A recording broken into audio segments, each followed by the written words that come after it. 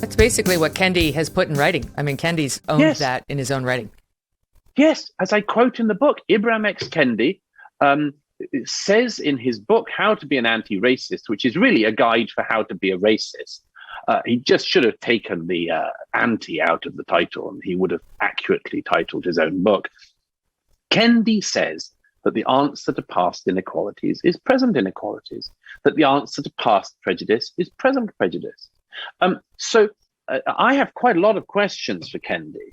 Of course, he won't answer them because he won't debate his ideas in public. He just puts them out there and never debates. You probably saw the wonderful Coleman Hughes pretended on April Fool's Day that Kendi had agreed to his offer to debate. Of course, it was an April Fool's joke. Kendi never agrees to debate anyone any more than does Robin DiAngelo, who happens to be white, that I always describe as the Miss Whiplash of anti-racism. She's paid by white men to come around and scold them for how naughty they are.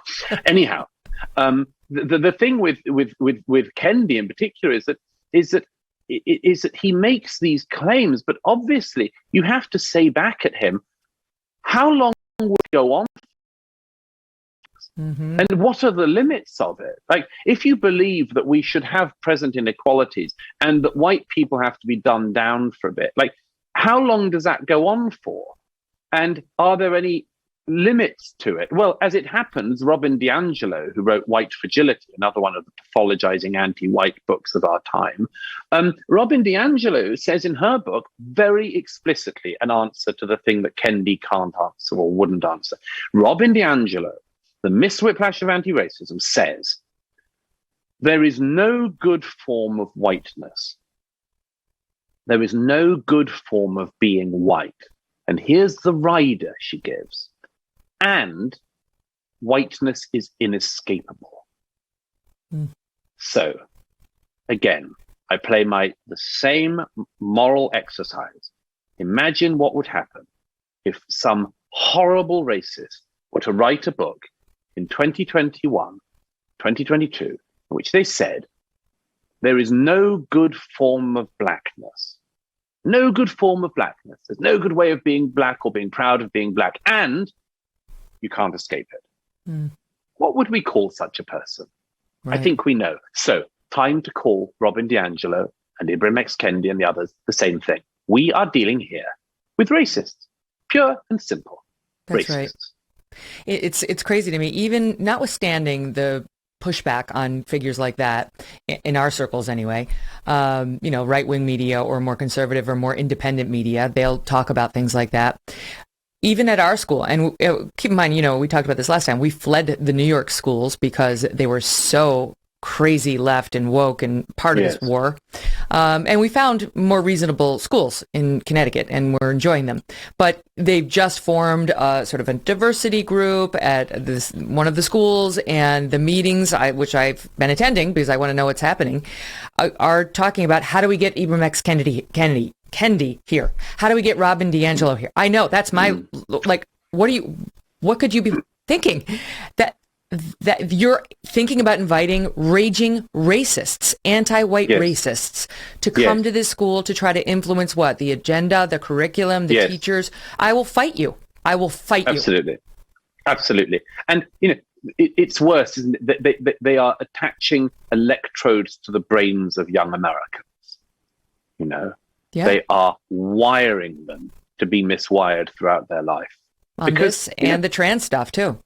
Absolutely. As you know, I wrote about the trans stuff in The Madness of Crowds, and on that still goes, sadly. But we have to identify what is happening here. They are trying to attach electrodes to the brains of America's children. Here is the thing. Again, I am responsible, as you are, for what we have done in our lives, for mistakes that we've made, for wrongs we have done people, and everybody in the world has. And we have to deal with that with our own conscience and try to rectify that in our own lives where we can. But none of us is responsible for things we have not done. I am not responsible for anything that was done centuries before my birth by people who may have looked like me. But here is the follow-on as well. we are now at the stage of vengeance, particularly in the case of reparations, where people, including this, it can't be stressed enough, not a fringe thing, including the government of the United States of America, is looking into historic reparations. And here's the deal that includes. It means people who look like people who did something bad in the past, giving a large wealth transfer to people who look like people to whom a bad thing was done. Mm-hmm. Where exactly is the justice in that? And I mean, I don't want to overstress the point, but or belabor the point. But, we are in America in a country which seems to find it incredibly divisive to suggest that people should show a piece of ID when they go to exercise their rights at the ballot box. This is something so controversial that it is said to be extraordinarily racist in America in the 21st century to identify yourself when you go to the ballot box. Well, here's the deal with reparations, which major figures like Ta-Nehisi Coates and, again, everybody running for the Democratic primary in 2020 talked about. What we're talking about here would be a wealth transfer, which would include taking money from people who have arrived in America in the last century, or the descendants of such people, and giving it to people who can prove that their ancestors suffered from slavery. Well, here, among many other things, is just one of the moral problems. Voltaire said in the 18th century, he said, the only thing more evil than what the Europeans are doing in selling Africans is what the Africans are doing to their brother Africans. Because, of course, I mentioned Ghana earlier, one of the centers of this trade at the time. It was the Africans who sold their brothers and sisters, who stole their brothers and sisters. I have behind me on the shelf the memoirs of a quite extraordinary and heroic man called Equiano, who was one of the people who wrote, who was a slave, and who actually wrote a memoir of his experiences. And he described this terrifying thing of people from a neighboring village in Africa clambering over the garden wall and stealing him from his bed. So, how do we prove exactly who is descended from somebody who was only descended from slaves, and who is descended both from slaves and slavers? Why, if we're interested in reparations, do we not go to Africa to get some of those reparations? Why don't we find the governments and the descendants of people in Africa who stole Africans by the millions and then sold them to the Europeans?